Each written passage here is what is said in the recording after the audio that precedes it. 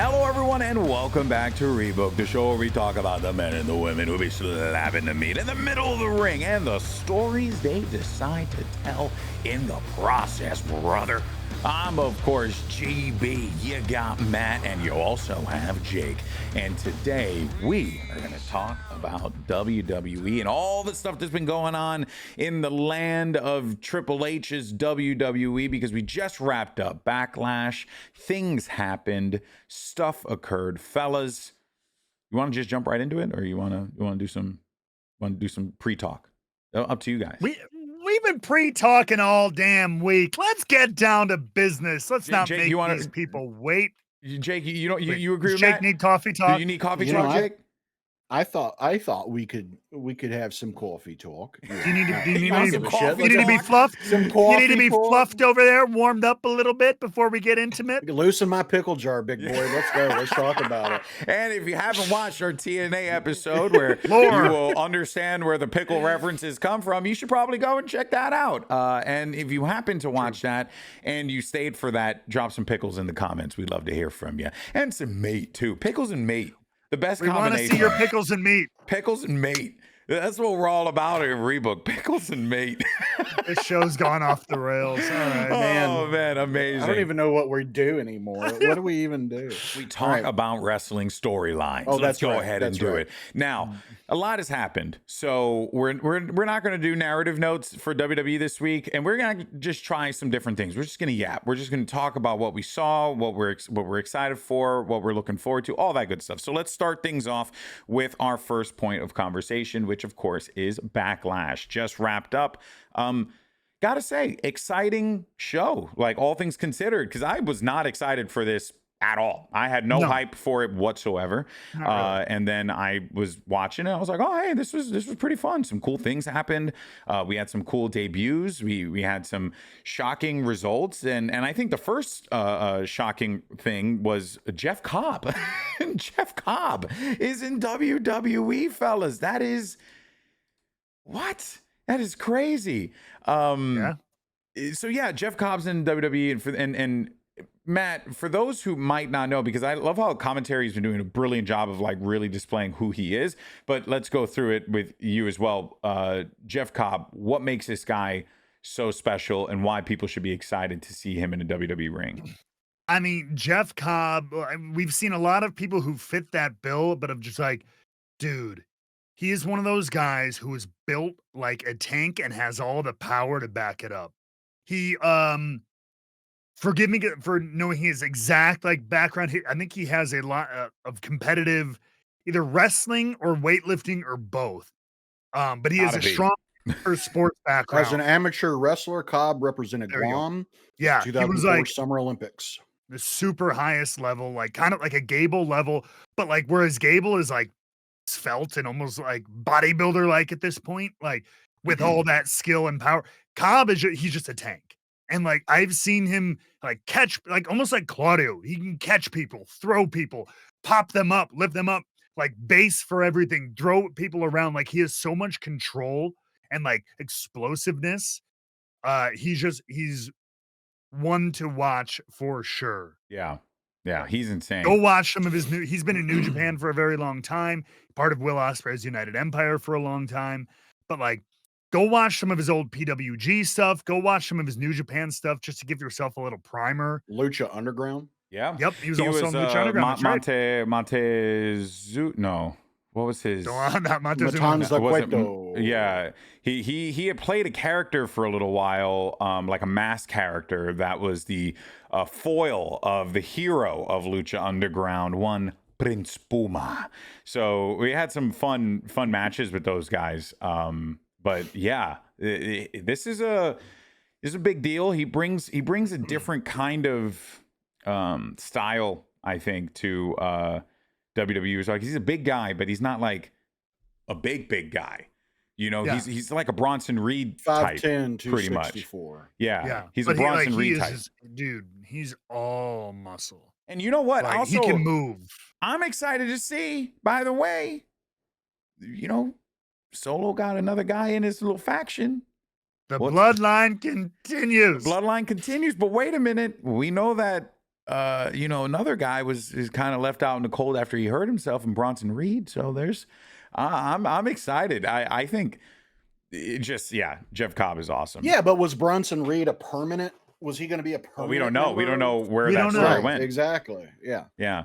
I definitely see him though running in with LA Knight in the beginning of all this, just because I think that'll be a couple good big matches for him. Dude, am I the only one who immediately I think, again, like I said on last week's show, I think we're going to slow burn with this Jacob Fatu, Solo Sikoa kind of simmering tension.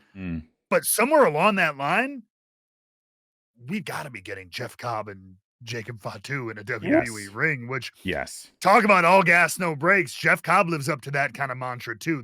Those two would tear it up. It would be awesome. Oh, his wrist tape. Oh, I thought he was an amputee. Yeah, it disappears into the crowd. I was like, wait, what the hell? I was so confused by that. Yeah. Yeah. Mediocre photographic forgery. He cut off his brother's hair. Come on, Back to the Future. Come on. To be fair, yes. Anyway. This match was awesome, though. This was a good one. It was a lot of fun. And I think we all kind of expected it going into it just because of the 4 men that were involved in. I think we said it in the predictions episode. We were like, this is going to be a good match. But we knew Jacob Fatu was going to come out and win it. How that was going to be the case, I think we all had the idea that Solo was going to get involved. To your point, Matt, there is something simmering there between Solo and Jacob.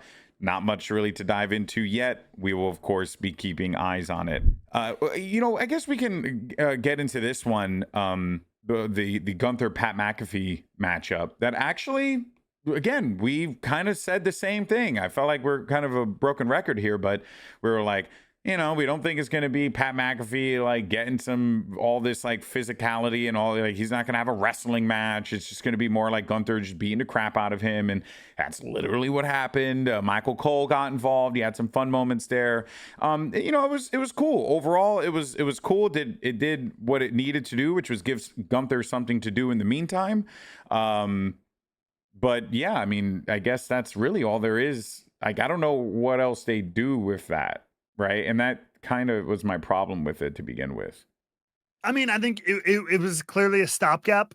You know what I mean? To your point, it was something in this meantime to reestablish the dominance of Gunther. Honestly, though, this ended up being one of my favorite segments of the night.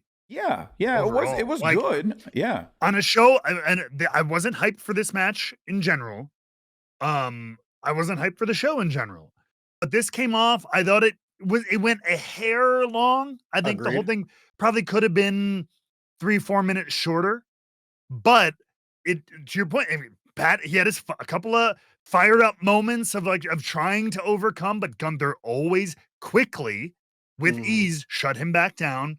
And they just played on the emotional relationship between Michael and Pat, which I liked. It added an emotional roller coaster to it. And so it really played out like an extended, I thought of it as more of an extended segment as opposed to a match. This is a scene in a play, right? The great picture. Yeah. Great picture describing that. And so it was more about that emotional up and down, and the crowd bit on the moment. Pat tried to step in the sleeper. They took him on that ride, and I thought it was really effective. I think it was pretty self-contained, to your point, GB. I don't think we're going to have some lingering threads here, but I thought it was good for what it set out to do. Yeah. Jake? Yeah. It was kind of like Michael Cole's kind of like Allie watching McAfee's Machio take on Johnny Lawrence, except it didn't go the way of LaRusso this time. I agree that it kind of went on a little long. I don't know. I don't know how I feel about McAfee showing up 2 days later on Raw. Yeah. I kind of wanted him to sit an episode out because I feel like they would have done that same thing with any other wrestler. Sure. Is kind of what I feel. Yeah. I guess my real question is, would you stand up for your fellow announcer were he attacked by Moose, let's say? Would you defend Hannifin's honor if Moose came and just pushed him right in the face, I feel like Tom might be on his own. I like Moose, man. Oh, Moose come are on, cool, man. you know? It's your broadcast partner. No. I have. There were during the time when Bully Ray was going after Josh Alexander, and he would come out and he would try to intimidate everybody. Even came out to intimidate us. Kind of stepped to Tom, and I kind of put myself in between. I said no. Good man. Good man. So like what did Frank Costanza call? I stopped short. Stop short. I put my arm out. I didn't do more than that. I didn't get up and start, swinging on the man. You held back Hannafin. Maybe Hannafin's the dangerous one. It could be. Go straight for the knees. You know. No, I think one of the things that was good about this match is, and maybe it's me reading too much into it or whatever, but I'm hoping that part of doing this was Triple H trying to show celebrities that want to be in our world, A, how difficult and painful it can be, and two, that there can be victory in defeat. You know, I'm wondering if that's the kind of thing of like showing, like, all right, Pat, go out there and, show them what makes you different. You're maybe not the technical guy, but you're tough as shit. So let's go out there and show them that. And then, yeah, at the same time, like, because I feel like now more than ever, and Kenny Omega will attest to this, that a lot of celebrities are seemingly wanting to get more involved in wrestling. So if I'm Triple H and a Travis Scott comes to me and says, I want to step in the ring, I'm going to say, you watch this match first and tell me if you still want to do it. And, then there's the Bad Bunny of it all that like actually came in and was like, put in the work and was actually really good. And I was genuinely impressed. So, and I was impressed by Pat as well, just because, Gunther was hitting him hard, and there were they're like, you can't fake that. His chest afterwards. Yeah, like those that redness, that's a little bit of hyperventilating and getting your ass kicked. So and there were some times when he had that sleeper locked in. Pat's entire like chest up was just beat red. This match was way better than I thought it had any right to be. And I think it was really good. I think stuff after went on a little too long or whatever, but I was surprised, and I really enjoyed Cole's involvement in this, especially because one detail that I noticed on Raw was when New Day was on commentary and Cole was like, "Oh, you cheated to win your titles," and New Day was like, Not 48 hours ago, you cheated in a match too. What are you getting on our shit for? And I thought that was genius. Yeah, that was. And I was loved really that funny. little bit of that little detail that New Day brought back into it. But this match was a blast. It was more fun than I thought it was going to be, and I really enjoyed it. Yeah, good job by everybody. I agree. That's my assessment as well. My real thing is just. I don't really think there was much of a point to it, but it's okay. I mean, sometimes it's just the way the cookie crumbles. The point was to reestablish Gunther as a monster. Yeah, that he's not to be fucked with. I just think you could have done that with a wrestler, or protect maybe commentary, or an NXT upstart looking to get the one. I will say that I will push back on that a little bit because after watching it and being pleased with it. Two things. One, as we said, just Pat's persona brings some more eyes and attention to it. Of course. We know that. But also, there is something to be said. If it was just some NXT, it would just be a wrestling match. And it would be a 70-30 wrestling match with Gunther winning. And this is a more visceral way to like reestablish Gunther is not to be trifled with. Yeah.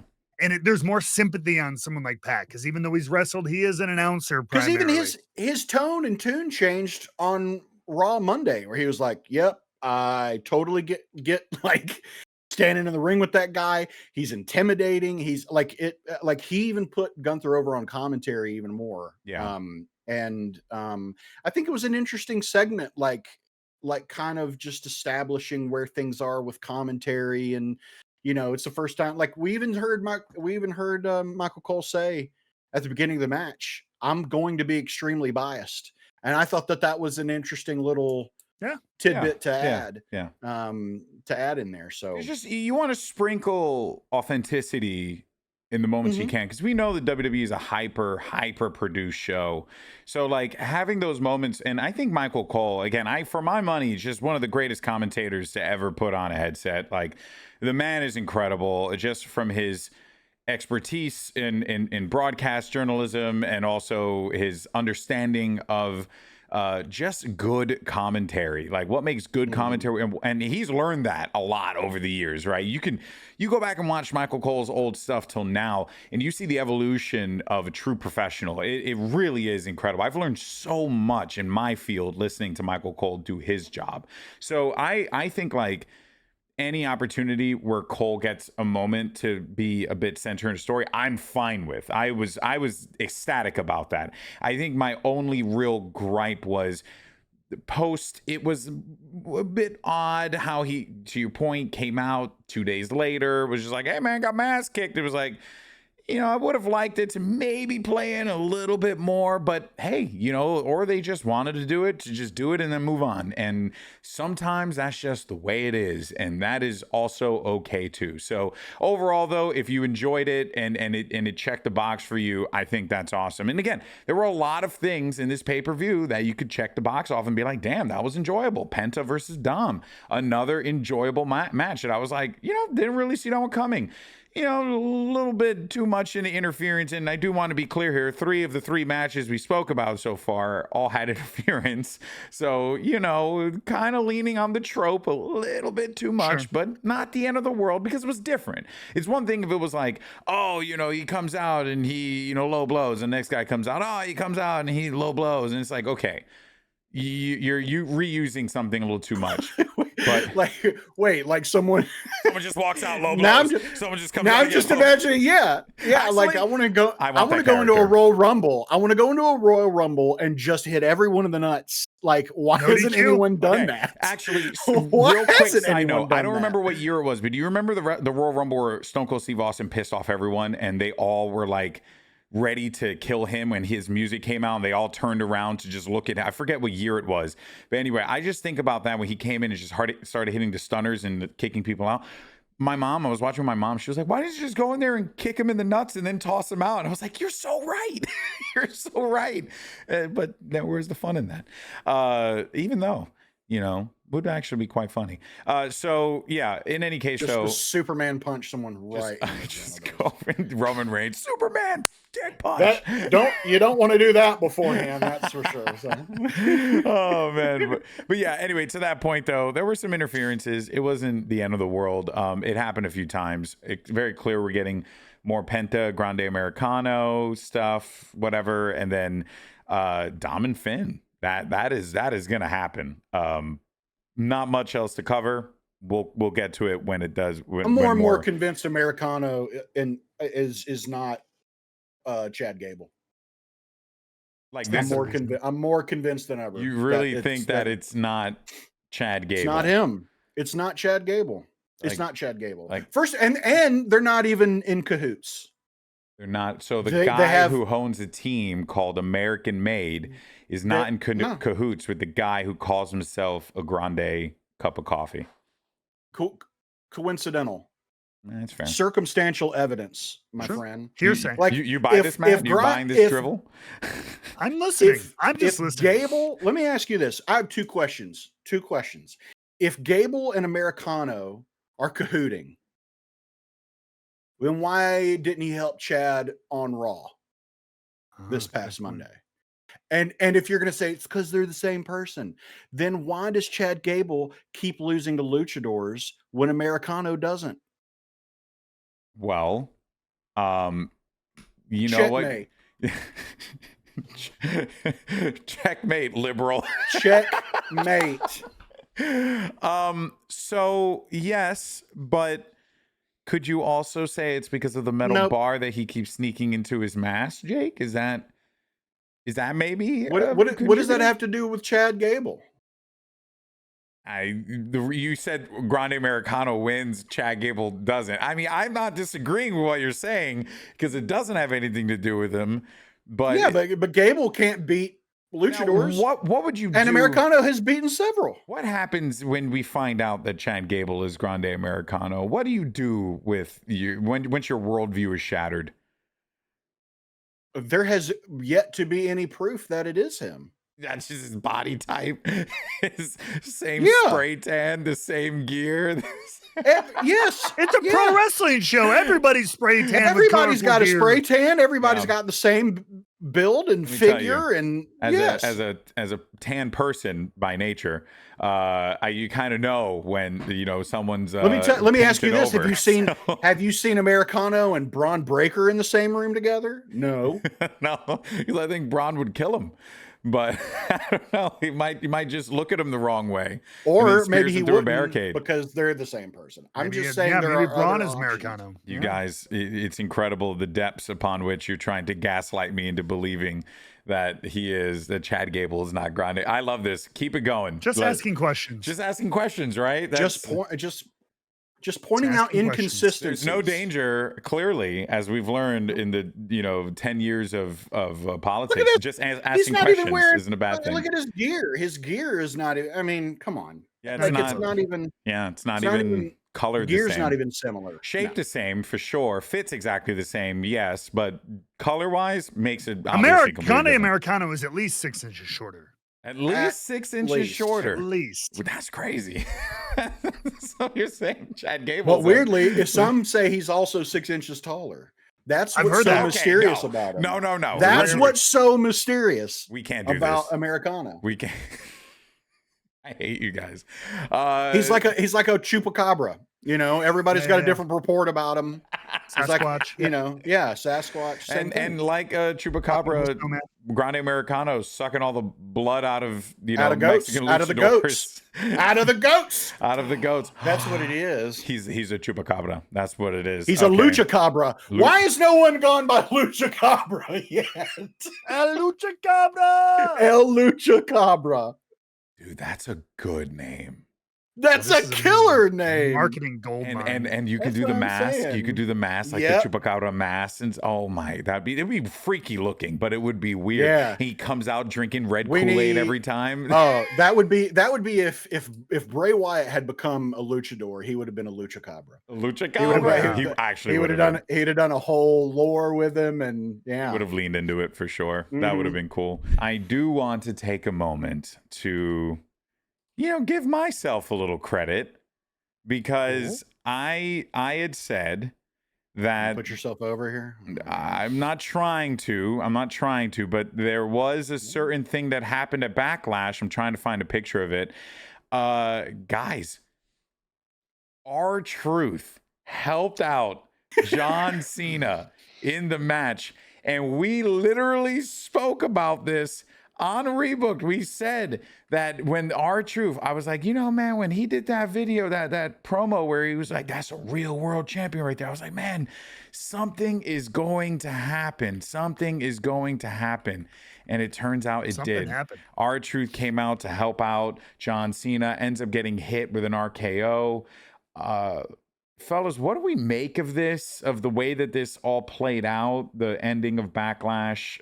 Jake, I'll start with you. What are your thoughts here? It was silly. But I'll allow it because it's R-Truth. You know what I mean? Like if it had been anybody else, I would be really frustrated with the ending of that. Yeah. But what the hell? Someone just yelled? I did hear something. I did hear something in the background. Oh, it's Shauna. I thought you were gone. You scared the shit out of me. Get out of here. Cameo. God. I thought she was gone. It scared the shit. I thought somebody was in the house. Thought little Jimmy was there. I thought little Jimmy was about to talk crap about R-Truth. I was like, boys, I'm about to see a fucking fight go down. I don't know. Okay. All right. Anyway, damn. Get the hell out of me. What were we talking about? R-Truth. He's great. Yeah. R-Truth, I think, is the only one that could have been there in that spot to do that. And I think, would you stop yelling R-Truth? I think it's leading to an inevitable match between the two. I think we're just trying to figure out ways to make. Well, because I think we're doing connective tissue to all of Cena's favorite. Like, who are your favorite opponents, Cena? Who do you want to wrestle? And he had what I thought was a really entertaining program with John Cena back in the day when he did the stuff with Little Jimmy and had all those fights and Capital Collision. Yes. I think it was a one-time only pay-per-view in the summer of 2008 or something. Yeah, something like that. Yeah. But like that stuff, that was the best. So I think it's leading to that. I think it'll be like a fun, silly match. There's feelings that maybe I think they have an upcoming Saturday night's main event. Because like I don't see it as a major PLE main event. No, I don't either. But Saturday night's main event would be a good spot for something like that. Yeah. Because we also did see him John Cena put Truth through the table at the press conference. Yeah. So there's got to be some kind of payoff to that. I would think it would be hilarious if, like you said, it's Saturday night's main event or whatever, and Truth thinks it's a title for title match, and he comes out with the old 24/7 championship. That'd be great. I think it would be great. That would be pretty funny. I think it would be super funny. I think we'll have that match, and then like afterwards, we're gonna reveal like Cena's next big opponent. Yeah. I think is probably what we're gonna end up seeing. And I don't mind this. I don't mind having a little lull to just like let Cena have fun, man. Let him wrestle whoever the hell he wants to wrestle and have some fun with it. And why not R-Truth? R-Truth's a freaking legend. I'm telling like he is first ballot Hall of Fame as far as I'm concerned. And for none of the reasons that John Cena is, but for the same reason in that he's endlessly entertaining. Yeah. And that's what wrestling's about. It has been for decades. Yes. So decades. Yeah. Yeah. That's so crazy. I love R-Truth getting a little moment to shine here and getting a rub from Cena. I love it. Yeah. His childhood hero. And what I think is really funny is how this has kind of been layered for a while. Like, you know, Truth, everyone was just laughing when Truth was like doing the John Cena stuff. And maybe that was just him doing his thing. But now like there's actual, like, you can go back and be like, oh, hey, look at this. Like there's little like connecting tissue here, even if it was a bit inadvertent, or maybe they did intend for it. Who knows? But like, I think all that stuff was very unique. It's different. And I did want to say before we move on from Backlash that because there's other things to talk about, which we'll talk about in a second, with the Women's Intercontinental title. People have been ragging on the John Cena story and how this whole thing is kind of played out. And I get why, but I got to applaud John Cena for doing things differently, for taking a different route. He could have easily had just like, yes, he's doing like the heel bad guy stuff, but because it's John Cena, it feels fresh and different. But because it's like being done in a manner where you know that he's gonna hold on to that belt for a while, it's hard to invest yourself. But if you're okay with just enjoying the story and the road that Cena's, or the journey that Cena's taking us on, I'm also kind of okay with that, you know, because it's just a little bit different, you know, than what we've seen in the past. Jake, I know you're going to say something. And it's worth pointing out the stuff that happened after the match. Cena looked, I don't know, I'd almost say distraught. Yeah. I would almost say like, I don't know. He had this look about him that was just like, man, is this really how I wanted to do things? Is this how I wanted this last run to go? And just kind of being like, I mean, screw it. I still got the belt. So yeah, that's what I wanted to go. But he for a minute there looked like a man regretting his actions. He looked and if like I a remember man regretting his decisions. That clip everybody's talking about, I believe in the background, isn't the whole building chanting like "Thank you, Cena"? Yeah. Even after he was the bad guy the whole match, like even still, because you're you're having a tough time. Again, I agree, GB. Like, it's interesting, John, because it's different. He took a risk. They're taking risk, but like, people are also acknowledging the very real life he's done after this year.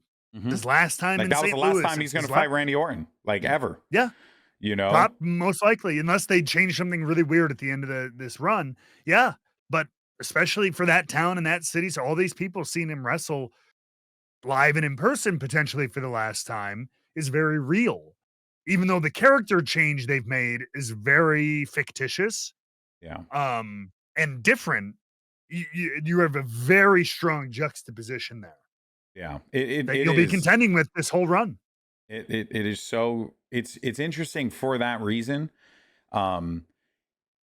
It's because I don't want to say like wrestling isn't capable of being able to tell more mature stories. Because it is, I think. It's like any other art medium. I think it's I think capable. so. Look at the stuff with Hangman and AEW. I think that's a mature. I agree. I think that's a very mature even MJF and Adam Cole and that whole build up to Wembley about like friendship and like trusting people and opening yourself up to others. It was like, like that's a real thing, that a lot of, especially a lot of young men struggle with all the time. So I think like there is really cool aspects here. The problem is I don't know. Sami Zayn does a lot of that. Oh, 100%. That kind of storytelling. I just don't know if the audience that WWE is courting now, this very like, I don't want to say fickle audience, but they're not as like invested. They're just into WWE. Like the amount of people I just talked to, they're like, oh yeah, it's cool, it's fun. But everyone said, I didn't really understand the John Cena stuff. And that's like what the broad general audience is telling me. Like when I'm doing an event and someone sees me and they immediately want to talk wrestling, because all I do is yap wrestling on my other job. They want to talk about why this John Cena story is kind of lame. And every time I have to say, it's not actually, it's pretty good. It's just, it's different.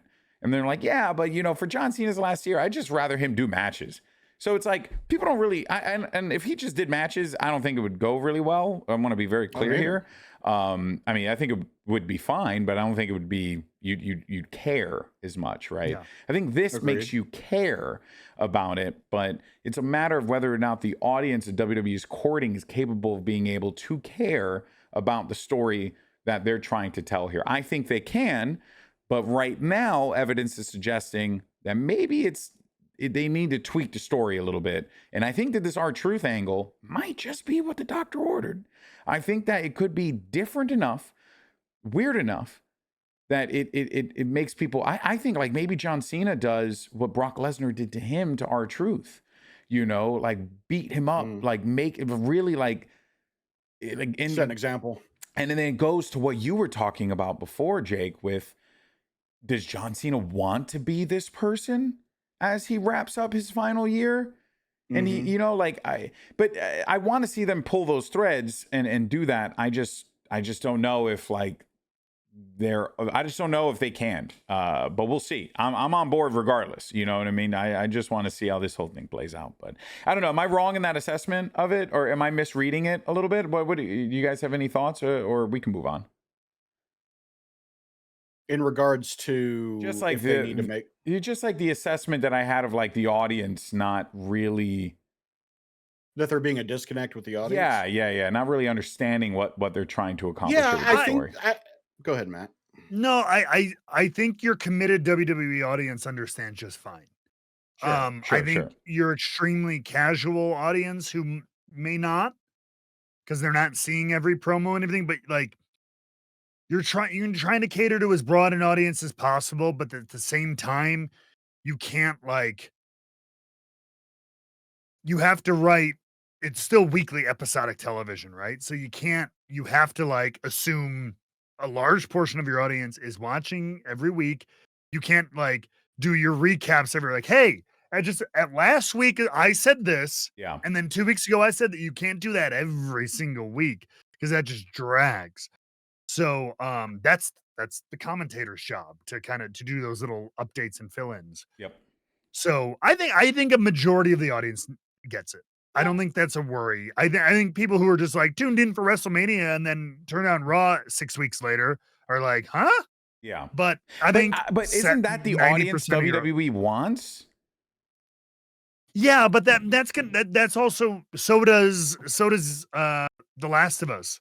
But they're not gonna, but you just have to tell the story that's in front of you. Even though we want as wide and big and broad an audience as possible, you can't just like oh, we're gonna dumb down the storytelling really in this latter half of the season here. You just got to tell the story, and then go back and watch. It's all on Netflix.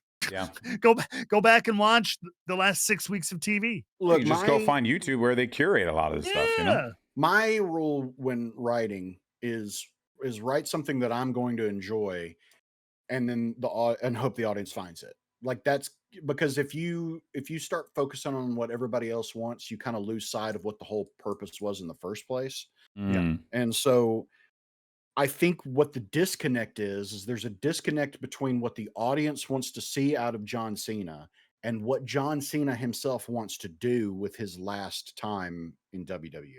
Interesting. And I think because those don't align, that's where people are pushing back on it. Cena doesn't want to just come in and do the 5 moves of doom, Cena wins. 5 knuckle shuffle, lol, Cena wins. Like, I mean, he doesn't been want doing that for years.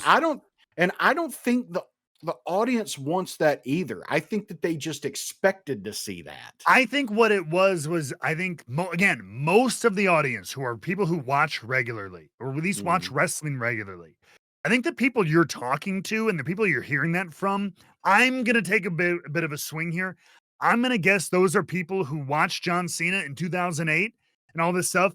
And then not only the WWE buzz with TK that they've just had media wise, combined with, oh, John Cena's retiring. Okay, I'll turn wrestling back on for the first time in 10 years. Yeah. And they're like, why is he trying to be a bad guy? Because it does feel forced. Like his performance as a bad guy sometimes feels a little hokey. Like it does feel a little forced just on a performance level.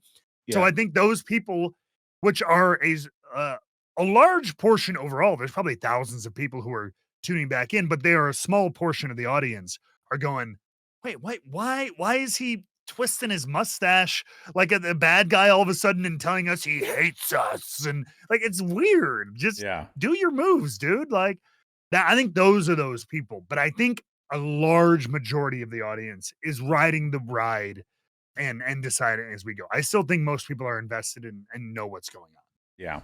Yeah. I think I appreciate that they are doing different things, and I appreciate that John Cena is doing something different. And for me, that is, I think, the core of it, right? I like take risks, do things. I just think it's funny getting and hearing it from different people, telling me different things that, when I see them at work or whatever. It's like purely anecdotal, obviously. So it's a small subsect of people. I just found it to be quite interesting, and we'll see where it goes. But overall, though, we're stoked for R-Truth here. So this is going to be fun, and I just have no freaking idea what the hell R-Truth is going to pull off alongside Cena with this. So yeah, and I did look it up. Capital Punishment was the pay-per-view. Punishment. Yep. Collision is New Japan. That's right. Collision is New Japan, but they fought for the WWE Championship, and during the match, Cena applied the STF on R-Truth, only for R-Truth to touch the bottom rope to avoid submission.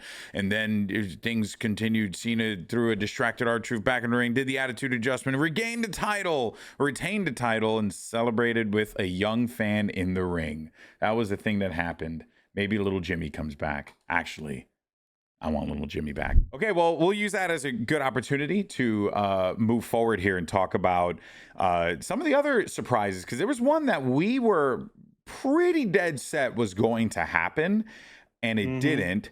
And that was Becky Lynch versus Lyra Valkyria Backlash. And the reason why I made this its own topic is because we have two things really to discuss. The match of Backlash, but then Becky's promo on Raw immediately after that. So not to dive too much into the match is unnecessary. It was an overall decent match, but Lyra won, and she won via surprise roll-up, I believe.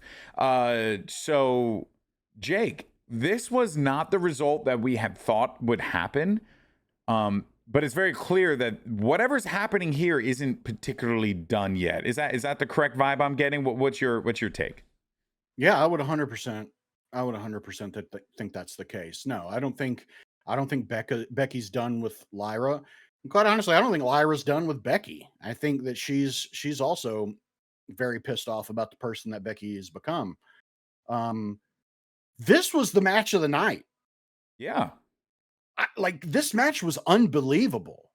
And it is probably the one that I was least excited about. And it was one of those things that I just kind of had it on the Backlash pay-per-view in general was one that I started out just having on. Yeah, Backlash was more like background for a lot of people. Exactly. Yes. Yeah. And that's how it started for me. This match drew my attention completely. Oh, wow. Okay. I thought it was tremendous. I thought it was so well done by the both of them. It was a fantastic match, and I think it's exactly what we've been needing to see out of Lyra. And I think it did very good for Lyra. Mm-hmm. I think this is what we've been needing from her to make her a more compelling character. I mean, she she fought so valiant. She was they were exhausted, even if it was, just doing work tired, but they seemed exhausted. What else do I both the desperation in the matchup. Do I have to do to put her away? Mm-hmm. And Lyra came out on top with a sneaky little pin and got her the win. And it was a phenomenal match. I mean, it sounded like they won the crowd over too. Yeah. The first match, the one before, which was the Fatal 4-Way. People were really into that. And we're excited about it because of the people involved. And this match, I feel like won the crowd over. It, like I said, it won me over. Yeah. It was one where I just kind of was keeping my eye on, and then next thing I know, I'm locked in, completely watching this match. It's good to see. I was so impressed. They're still with Lyra. I like that it's not, because we were worried that they were just going to bail, and I don't like that. I don't. We were talking about the title change, but I will be honest. At no point was I ever like, this is what I want. Blah, blah, blah, blah. I don't want to see a wrestler lose something because it's just honestly stuff that's just outside of their control as well. Because this was Lyra won the belt and then they did nothing with her.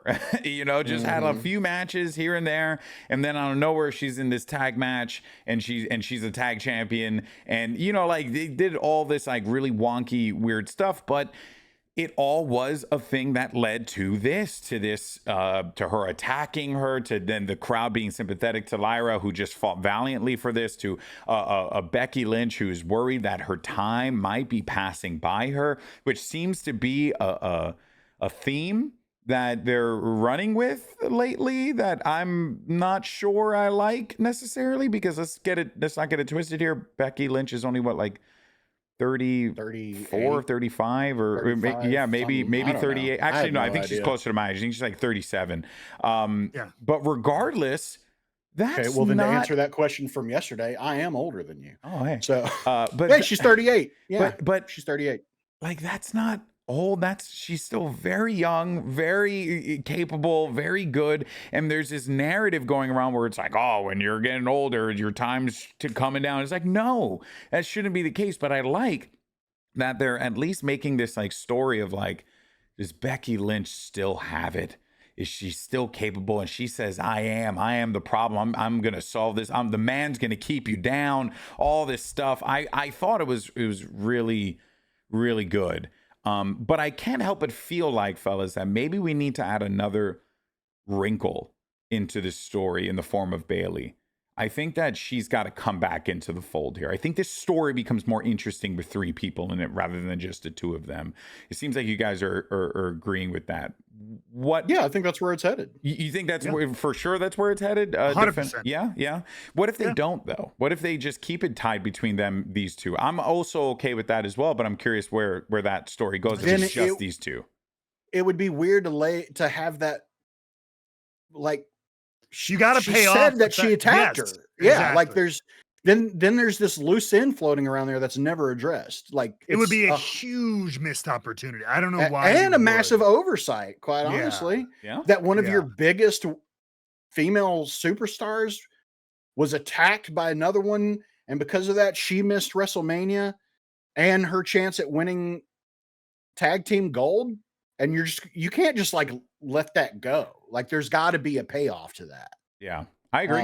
I agree. Oh, and I think that's where we're. I think for sure that's where we're headed. I felt like that's where we were headed when Becky Lynch walked out at WrestleMania. Yeah. No, there's definitely a man. This is hopefully this leads us to a really good women's intercontinental storyline that we could sink our teeth into. I think you could. Yeah. Because there's a lot to go there. I mean, you have obviously Bayley coming back for revenge on Becky. Then I think you have this like team up of, Bayley and Lyra again, but then I think there's this tension of like, well, I don't know. I don't remember if and how, or like, hey, I've never won that title either. And like, I would like this tension between friends, like, hey, I got your back with Becky, but I think maybe we should have a match ourselves, but then Becky gets involved. So like, there's a triple threat where you have your baby face, your other baby face who is kind of also gunning for the title, and then your heel. Yeah. And there's a lot of dynamics you could play with that. Yeah. And so I think, Lyra's like, kind of looking over both shoulders, even though Bayley's her friend, but she's got to be wary. You know what I mean? So you have that kind of, and then if she beats both of them, 2 of the 4 horsewomen, that really establishes Lyra as like the gal, the women's superstar. Yeah, and it kind of plays into the horsewomen struggling. Like Charlotte struggling, Bayley struggling, Becky struggling. Obviously, Mercedes is, I think, going to be doing perfectly fine, but that's a separate company. But even she's struggling, starting to lose her title. Actually, you know what? Though? Unrelated, but kind of related though. So you know what? Not fully off on that one. Especially if it plays into our theory that we're going to see a very cash poor Mercedes Moné, Watch our AEW episode. Well, that's right. Watch our AEW episode for that discussion. Mercedes Pone, as we call her. Yeah. So there is an argument to be made there. And how I would even like to see a world where Bayley and Becky are like, hey, you know what, man? You're right. We are being held down. Let's take this kid down. Let's do this. And then they become kind of like this oh man, this team of disenfranchised horsewomen who are just like really pissed off. And then you get Charlotte in there. That actually would, I realize what we're missing. We're missing a good women's stable. I think we said that a couple episodes ago. That we need another good one. And who better to form a good women's stable than Becky Lynch and Bayley? Can you imagine you do like a main event mafia type thing, but with like the horsewomen? Or Evolution. Or Evolution. Horsewomen. Yeah. I think, and then you actually can have like a story that is like overarching as well, with those 3 wrestlers. Oh man. Believe the horsewoman name in the past and call themselves the Stone Ponies. Or why not? Look, baby. Why not? Nay. Then why not just keep the horse theme and be called the stable? I mean, it's I gotta say that's kind of sick. The stable's right good. There. The stable's good because we got nothing but thoroughbreds in the stable, baby. Oh, actually, that's fire. That's come on. That's now. fire. Wait, just saying, you got Come on you got now. a recipe for Just success a here. small royalty Yeah. Yeah. on Oh, all man. stable merch. An all Yeah, stable merch. exactly. Yeah, that's it. No, but I think that there is something here with that, Jake, for sure. I don't know what it is, but something tells me we're rebooting Hugger Bailey. Like, not a full, like, kind of a mix of then and now. Yeah. Like, because Bailey was kind of going on this. I mean, we heard about it on Chris Van Vliet's show, where I wonder if this is the time for her character to go on like this journey of self rediscovery in a way. You know, what is it that made Bailey great? What is it that set her apart from the others? Can I find that again and get it back? And maybe that's she something. Gonna eat, pray, love herself. She could. The Bailey Eat, Pray, Love wrestling version. She's gonna go out in the world, find, explore, eat, pray, pin. That's what she's gonna be doing right now. I mean, yeah, I don't know. I just because like she's been off program. We haven't seen her since Mania. Yeah. We haven't seen her at all. And like storyline wise, the beating was not bad enough for her to be out this long. So to me, that tells me something else is cooking, is what that tells me. It does feel a little odd to do Hugger Bailey reboot after she got beat up. Like, hey, I just got destroyed by someone who I thought was like I came up with and it was a friend. I'm gonna come back and smile. But that's like you still smile and kick someone's ass. That's true. I mean, the Joker was doing it for a while, so that's what I have to look at Hurt Syndicate. Yeah. Look at Jacob Fatu. They're smiling. They're having a great time. Well, I think it could even be this. I think the theme needs to come back. And that's what I mean. I think it's something like that. I think it's kind of this attitude of like, you know what? I'm going to make the best of this moving forward. And just because I'm happy-go-lucky doesn't mean I won't beat your ass. Like I think we can get the underdog positivity Bailey who still just kicks ass. Like you can still have those. I just want her to come out with a remix version of her old song that has, and she does the floating inflatable, whatever, the air things again, and she does the things that waving inflatable tube. Yeah, whacking. Yes, I'm so sorry about that. She does the wacky waving inflatable tube man thing, flowing around and stuff. She does all of that again, but it's not like the naive, like I'm gonna hug everyone. She doesn't have like the hair done to the side the way that she did back then. She's not a theme park character. Yeah, she's a wrestler. She's a wrestler, but she's back to who her roots. Maybe that's like a way to take it. Oh, go for it. Do I need to graphic? No. Okay. This is production. This is presentation. Oh, okay. Becky's cutting a promo in the ring. Ooh. Mouthing off. I even took out Bailey. Lights out. Blackout in the arena. You hear a version of that dun, dun, dun, dun, whatever her old song was, but it's all minor chords. It's all heavy, scratchy guitar. Then tubes of light, white or blue perhaps, all adorn the stage, and these waving inflatable figures, but they're not smiling. They don't have waving arms. They have Punisher skulls on them. Yeah. And then a spotlight shows up on Bailey in all black gear. Oh. And then the music, everything really, it's all the big lights up, and then she hits the ring and beats. It's like Punisher Bailey. Yeah. It's like, you know what I mean? Like we bring back a little bit of that aesthetic. Sure, the tube men are there, the song is there, but it's twisted and it's dangerous. Yeah. I actually like it. Wouldn't mind that either. Yeah. Because again, I just want to see Becky. I was half joking, but I kind of convinced myself. I want to see Becky. I want to see Becky giving a promo in the middle of the ring. And like you said, the lights go out, right? And then right behind her, Like, you just see a wavy man slowly stand up behind her. Like, I think that would be fucking hilarious. I actually think that would be great. I kind of dig that idea a lot, actually. Yeah. I think that would be great. And I think I do think that we are going to get a somewhat of a new presentation. Like Firefly Funhouse Bailey. And you want to know where I realized Bailey might have needed a new song and a new like presentation, so to speak, was a Royal Rumble, because her theme hit and there was just like barely any reaction because people didn't know that was really her theme. Like her theme is kind of like, and then it's just like, it's like role model, and then that's saying you're like, she doesn't really do the role model gimmick anymore.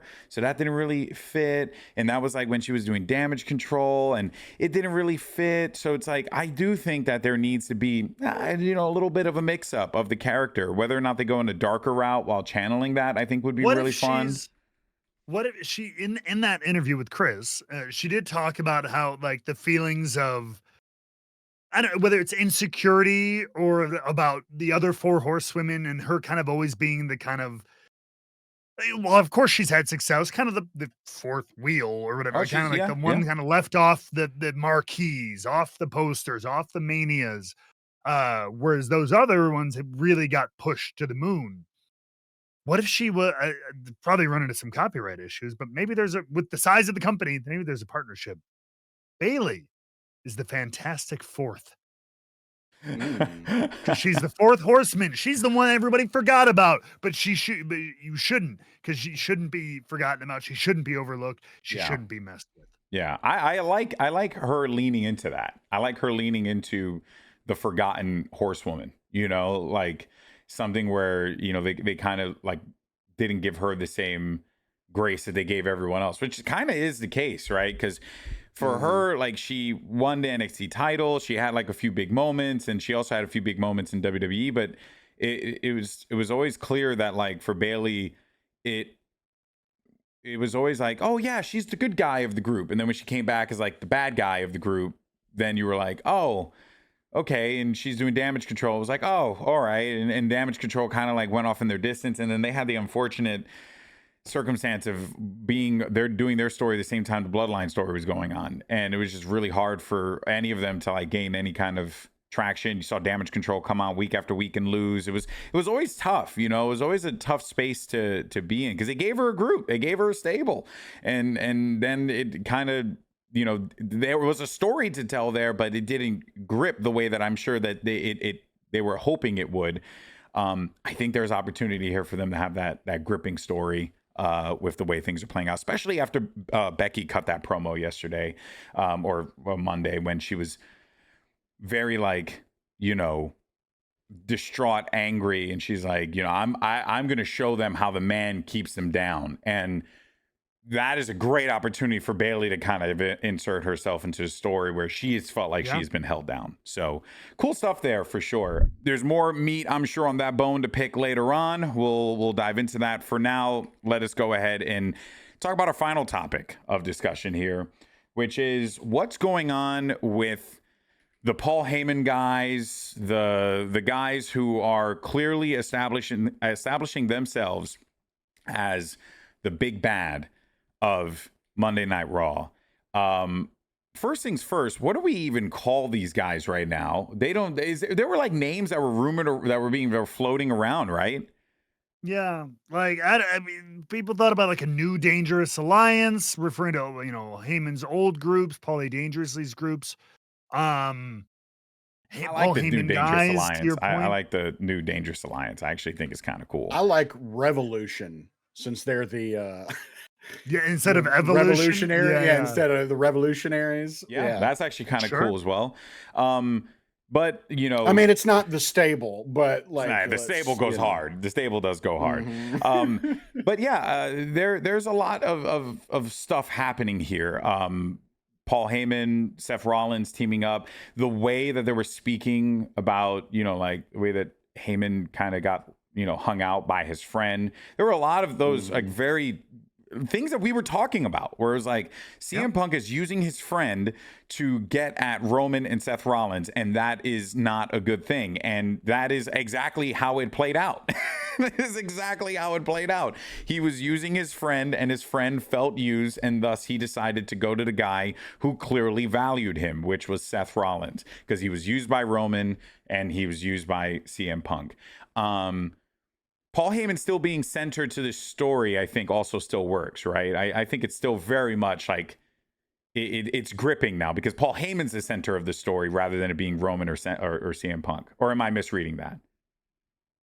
I don't know if I'd call him the center, but he's a key part of it still, for sure. The catalyst he was of all of this, though. Yes, 100%. But I mean, at the end of the day, you can't have him be the central part. Mm-hmm. At Mania, he was the catalyst. That is a perfect way to describe it. But at the end of the day, he's not going to be the one wrestling the matches. Outside of a gimmick one. So you do have to get the focus on the guys who are doing that, which are Seth and Bron and CM Punk that leads and Sami Zayn. And Paul Heyman is simply a parasite that found a new host. And that's all he is. Dude, that is a good way to look at it. And he takes his sip of coffee immediately after that. You love to see it. I do want to float something here, though, right? Because something interesting is happening. We saw that in this interaction, CM Punk, Seth Rollins, that goes without saying. But Sami Zayn then comes out, helps, which again, we saw interaction between these two when like literally the night after WrestleMania. Mm-hmm. But they also attacked Jey Uso.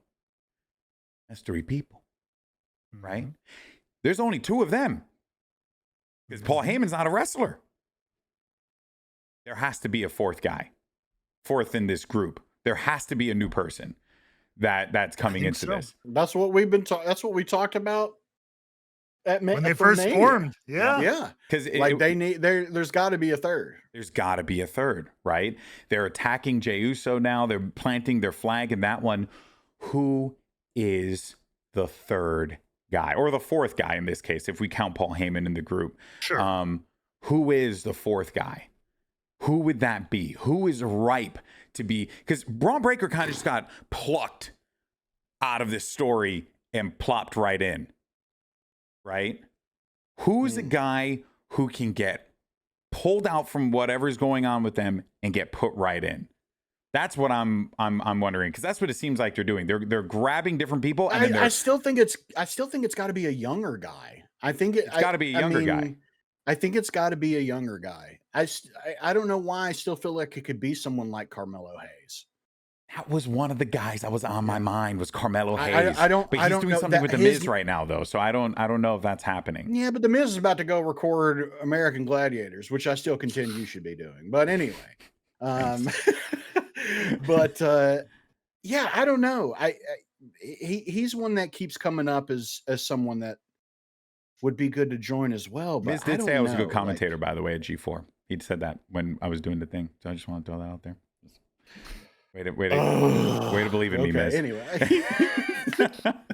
No, yeah, I agree with that. I think Carmelo Hayes would be a good option.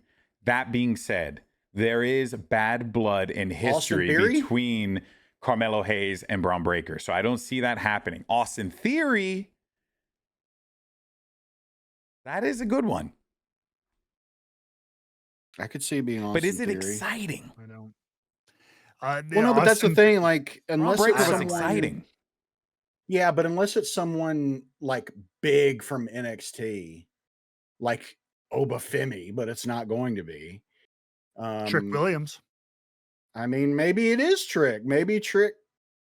Actually, yeah, dude, Trick would be good. I think you'd want to get an NXT guy from NXT, plop him in there, and I think Trick Williams is a good option only because it would be weird if Trick were to just come in by himself at this point. With like he's someone who's kind of got to get like thrown into the picture very quickly, and a way for him to get thrown in is through a group like this. Yeah. Well, if it's him, he's not winning the TNA title. We know that. Imagine if he won the battleground. TNA title and showed up with the TNA Showed championship. up with the TNA championship. That would be freaking insane. That would be insane. I don't know how I would feel about it though. I'll keep it $150 as Agreed. a TNA fan. So I don't know if I'd be okay with it. But anyway, who else then? Who from the current roster? The thing is, you gotta. What was great about Bron is that he just lost his title, but he was on like a hot streak, like pretty dominant run as Intercontinental champion, and like just had that momentum. That's why the Austin Theory is so down in the dumps right now.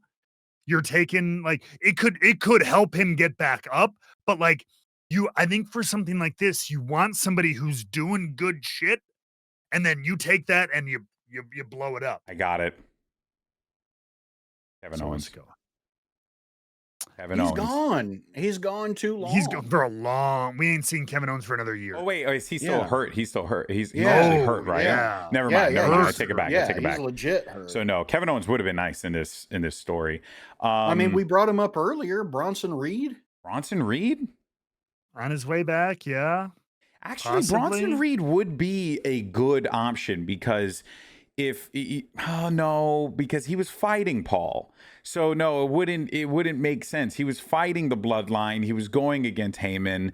So it wouldn't really track in that sense either. Like, yeah, I mean, if you just want to forget about it and move on, sure. But and he tried to kill Seth last year. And right? he did try to kill tsunami Seth. After tsunami. But that could also be a thing where tsunami. Seth comes to him and says, hey, listen, I saw what you did. And True. I respect it, and I want that in my team. That could also be a possibility, but hard to say. Here's a left field one. Okay. Jimmy? Very left field, yeah. Jimmy Uso? Jimmy's on SmackDown, right? Yeah. And was he recently? Has he been doing anything? I don't know. He's been doing dark matches and stuff, I think. Jimmy's on SmackDown. Yeah, but that doesn't mean they can't move him. I mean, no, I know. I'm more just trying to see like what is the thing that wraps it together with the three guys on the other side. I don't think he belongs in a group, but Karrion Kross. I wouldn't hate it. I don't know. I'm just trying to. I'm just trying to throw out some more people. Like, yeah. God. I mean, I feel like we can run through pretty much everyone, but I think the point that we're trying to emphasize here is that there has to be another person, and we're gonna find out who this is because I feel like a 6-man tag match is on the horizon after Rusev. This. Actually, I don't know where else he goes. Then I don't know where else he would. Just having jobber matches kind of thing and just beating smaller people up. Yeah, narratively they haven't really set anything in motion for him and Aleister Black, but he also these guys are just getting reestablished, and I think you want to see where that goes. This would be a good spot for somebody who we know, but maybe hasn't been on TV in like a month or two. That Austin Theory is to me too down in the dumps, like. But maybe somebody who kind of hasn't been around for just like a month or two, wasn't on Mania or something like that. Or I mean, you can get a babyface this is their turn. Yeah, we keep thinking about heels on the roster. This could be a chance for a heel turn. Yeah, for a current babyface. Is there a world where it Sami Zayn? Oh, the Sami Zayn is the one that goes over. Says no, and you know what? Seth's right.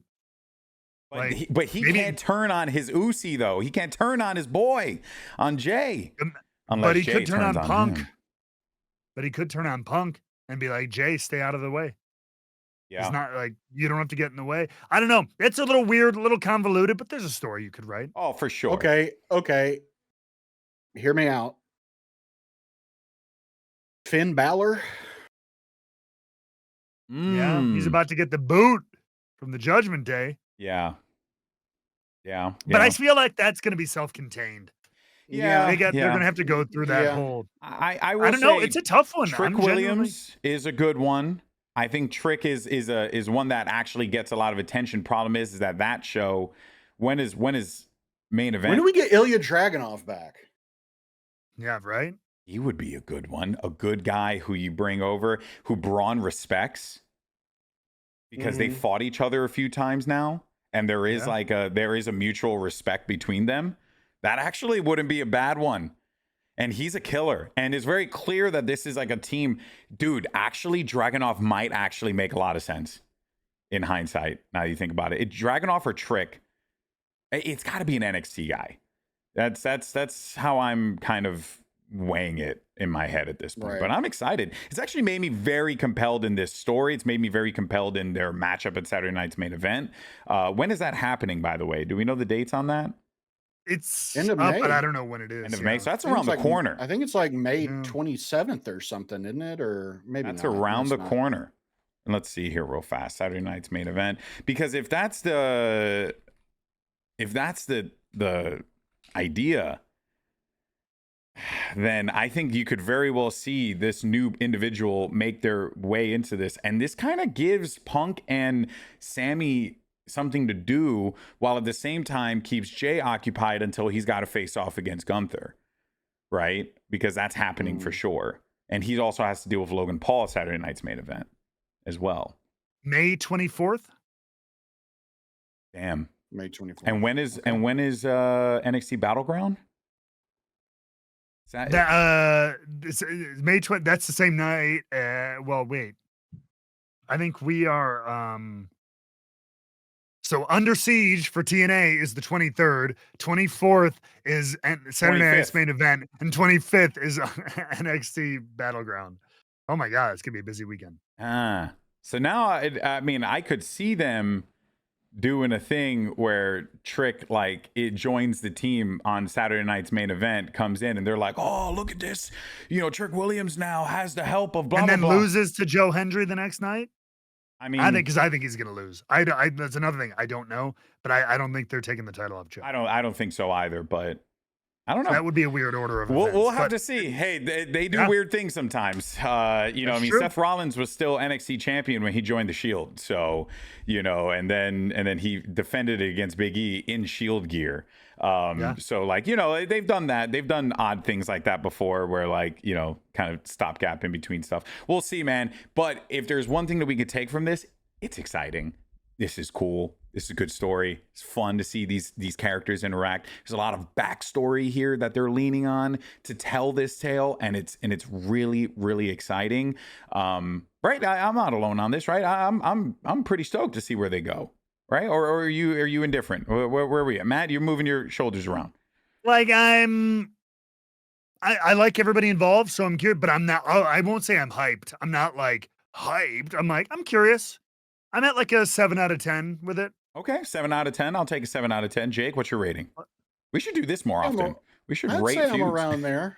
I'd say I'm around there, a 7 out of 10. I'm definitely intrigued by this and seeing where this goes. I think we're going to get an answer.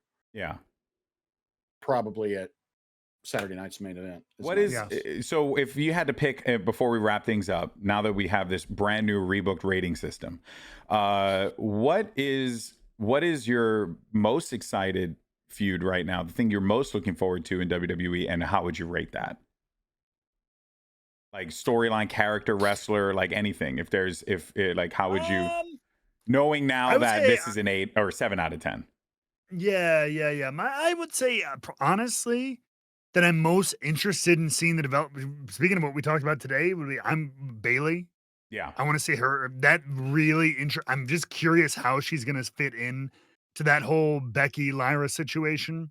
Yeah. And then this is probably a little bit after that, because if that's an 8 out of 10, this is a 7. So these two are the biggest tentpole. John Cena and R-Truth, I think, is pretty obvious, but it'll be interesting. I think I'll be more interested coming out of that, seeing who his next major opponent is, whether it's CM Punk or whatever the hell is going to go on there. Yeah. But so until then, though, I think Becky, Lyra, Bayley, and then whatever's going on with Seth, Bron, and this group, and how they're all going to do that. Okay. Yeah. I'm also very interested in Finn and Dom. I was going to say, I'm actually higher on the Finn and Dom. I'm more 9 out of 10 interested in Finn and Dom than I am in any. I would say it's that, and then Rhea Io is right below that for me because I just want to know where they're going. I'm not interested necessarily in what's going on right now, but I'm interested in where this could potentially go just because it feels very like everyone's playing nice right now. So something's going to happen, you know, that's going to like kickstart a story in a different direction. Maybe not like 9 out of 10 on that one. I'd probably say more 7 on that. And I would say I'm 8 out of 10 for this one. I'm 8 out of 10 for the Seth Rollins, for the Dangerous Alliance Redux or whatever.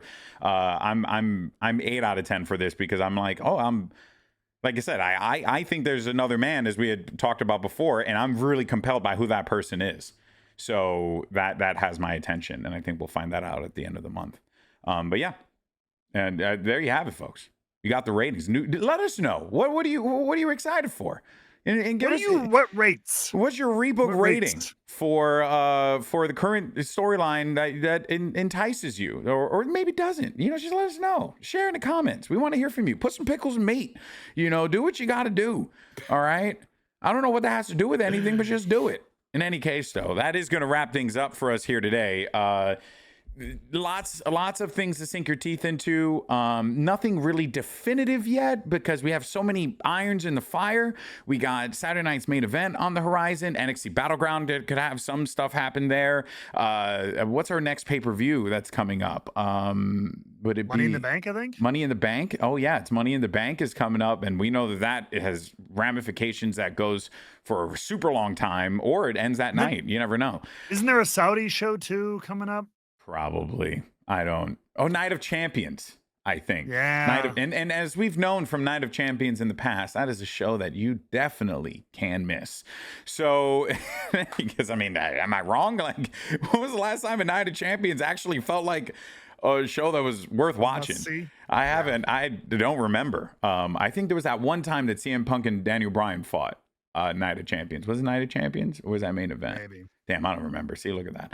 In any case, so folks, that's going to do there it. was the Daniel Bryan and Brock was Night of Champions. That's right. And then AJ Styles and Brock was also a Night of Champions. Was that Night of Champions or was that Survivor Series? I thought it was Night of Champions. Either way, though, I remember those matches were good. So maybe look at that. I'm already lying to you. In any case, so we don't have a ending segment for this week. We will have one soonish. And then once we do, we'll get cooking on that. As always, though, we're down for some suggestions. If you want to join our Discord, you can do so. Leave us a suggestion in the suggestion box channel, or you can join us on general discussion where we chat about all the things, spoiler conversations, everything's all over that Discord. It's a great community. We're building it day by day. And if you want to be a part of it, you can click the link down below to join us there. Thank you so much for tuning in. We'll catch you guys next Wednesday for our AEW coverage, Thursday for our TNA coverage, and of course, right here every Friday for our WWE coverage. We'll catch you soon, folks. Peace.